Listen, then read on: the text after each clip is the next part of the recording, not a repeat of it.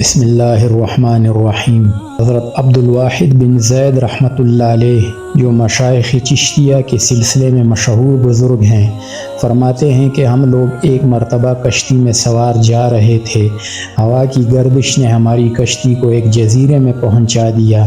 ہم نے وہاں ایک آدمی کو دیکھا کہ ایک بت کو پوج رہا ہے۔ ہم نے اس سے پوچھا کہ تو کس کی پرستش کرتا ہے؟ اس نے اس بت کی طرف اشارہ کیا۔ ہم نے کہا تیرا معبود خود تیرا بنایا ہوا ہے، اور ہمارا معبود وہ ہے جس نے ساری زمین و آسمان بنائے اور ساری کائنات کو بنایا۔ جو اپنے ہاتھ سے بنایا ہوا ہو وہ پوجنے کے لائق نہیں۔ اس نے کہا تم کس کی پرستش کرتے ہو؟ ہم نے کہا اس پاک ذات کی جس کا عرش آسمان کے اوپر ہے، اس کی گرفت زمین پر ہے، اس کی عظمت اور بڑائی سب سے بالا تر ہے۔ کہنے لگے تمہیں اس پاک ذات کا علم کس طرح ہوا؟ ہم نے کہا کہ اس نے ایک نبی ہمارے پاس بھیجا جو بہت کریم اور شریف تھا۔ اس نبی نے ہمیں یہ سب باتیں بتائیں۔ اس نے کہا وہ نبی کہاں ہیں؟ ہم نے کہا کہ اس نے جب پیام پہنچا دیا اور اپنا حق پورا کر دیا تو اس مالک نے اس کو اپنے پاس بلا لیا تاکہ اس کے پیام پہنچانے اور اچھی طرح پورا کر دینے کا صلہ اور انعام عطا فرمائے۔ اس نے کہا کہ اس رسول نے تمہارے پاس کوئی علامت چھوڑی ہے؟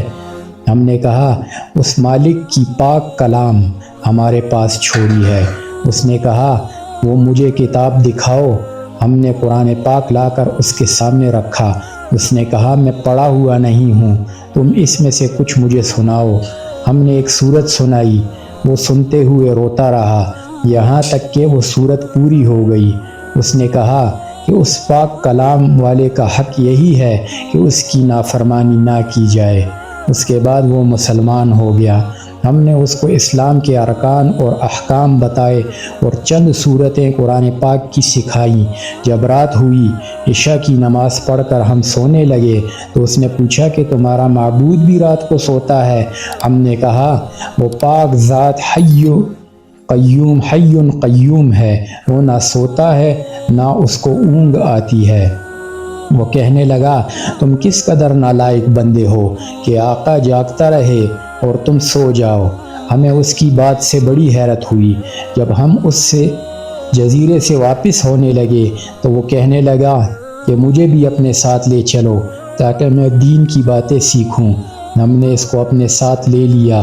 جب ہم شہر آبادان میں پہنچے تو میں نے اپنے ساتھیوں سے کہا کہ یہ شخص نو مسلم ہے، اس کے لیے کچھ معاش کا فکر بھی کرنا چاہیے۔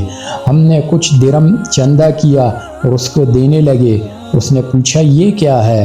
ہم نے کہا کہ کچھ درم ہے، تم اس کو اپنے لیے خرچ میں لے آنا۔ کہنے لگا لا الہ الا اللہ، تم لوگوں نے مجھے ایسا راستہ دکھایا جس پر خود بھی نہیں چلتے۔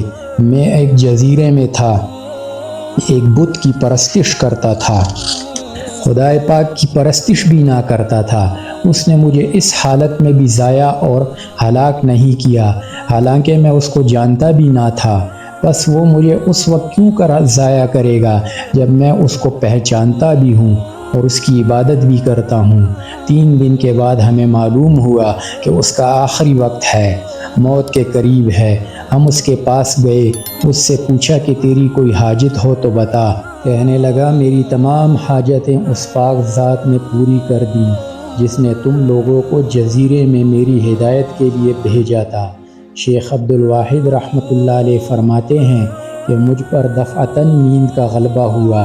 میں وہیں سو گیا تو میں نے خواب میں دیکھا ایک نہایت سرسبز و شاداب باغ ہے، اس میں نہایت نفیس قبہ بنا ہوا ہے، اس میں ایک تخت بچھا ہوا ہے، اس تخت پر ایک نہایت حسین لڑکی کہ اس جیسی خوبصورت عورت کبھی کسی نے نہ دیکھی ہوگی، یہ کہہ رہی ہے کہ اللہ کے واسطے اس کو جلدی بھیج دو۔ اس کے اشتیاق میں میری بے قراری حد سے بڑھ گئی۔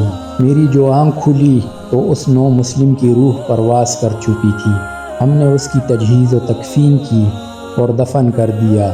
جب رات ہوئی تو میں نے وہی باغ اور قبہ اور تخت پر وہ لڑکی اس کے پاس دیکھی اور وہ یہ آیت شریفہ پڑھ رہا تھا والملائکۃ یدخلون علیہم من کل باب، جس کا ترجمہ یہ ہے اور فرشتے ان کے پاس ہر دروازے سے آتے ہوں گے اور ان کو سلام کرتے ہوں گے، جو ہر قسم کی آفت سے سلامتی کا مژدہ ہے، اور یہ اس وجہ سے ہے کہ تم نے صبر کیا اور دین پر مضبوطی سے جمے رہے، پس اس جہاں میں تمہارا انجام بہت بہتر ہے۔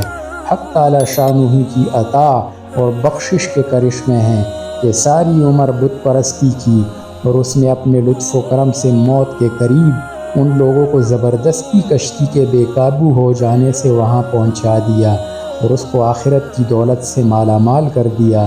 اللہم لا مانع لما اعطیت ولا معطی لما منعت، مالک الملک، جس کو تو دینا چاہے اس کو کوئی روکنے والا نہیں، اور جس کو تو نہ دینا چاہے اس کو کوئی دینے والا نہیں۔